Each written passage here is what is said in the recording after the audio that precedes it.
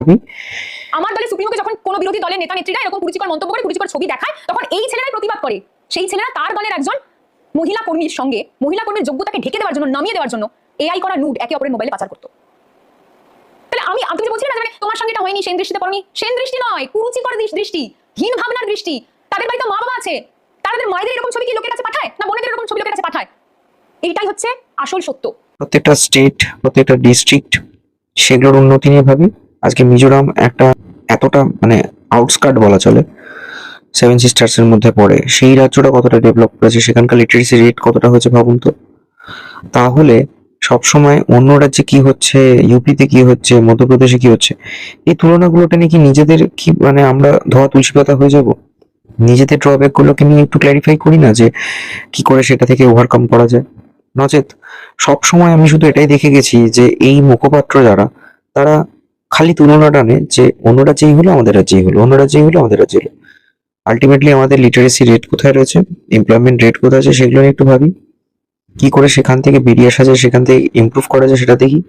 সরকার কিছু প্রকল্পের নাম করে মানুষকে মান্থলি একটা প্রকল্পের মাধ্যমে যে টাকা দিয়ে সেখান থেকে যে একটা মনে করছে যে বেরিয়ে আসবো বা আমরা তো উন্নতি করব, সেভাবে তো হয় না। না, সেলফ ডিপেন্ডেন্ট হতে গেলে সেখানে ইন্ডাস্ট্রির দরকার, কিছু প্রোডাক্ট তৈরি করা উচিত যেটা বাইরে ম্যানুফ্যাকচারিং হয়ে রপ্তানি করা যাবে, ইম্পোর্ট এক্সপোর্টের দিকটা কি করে বাড়ানো যায় সেটা উচিত।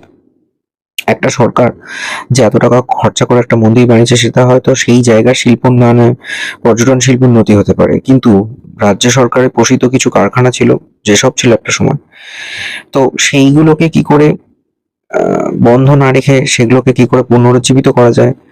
নতুন কিছু ইন্ডাস্ট্রি, নতুন টেক্সটাইল হতে পারে, ছোট ছোট কোম্পানি ছিল, পশ্চিমবঙ্গ ওয়েবেল ছিল একটা সময়, সেটাকে আরো কি করে ডেভেলপ করা যায়, সেগুলো নিয়ে মনে হয় আরো বেটার কিছু ভাবনা চিন্তা করলে ভালো হতো, নয় কি?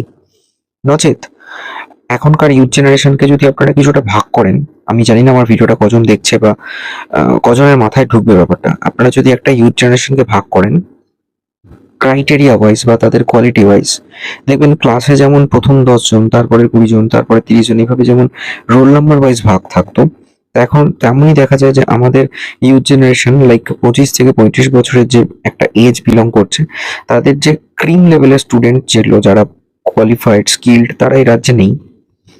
তারপরের শ্রেণী যারা রয়েছে তারা হয়তো চেষ্টা করেই যাচ্ছে সরকারি চাকরি বা হয়তো টিউশন বা হয়তো কিছু একটা করার চেষ্টা করছে।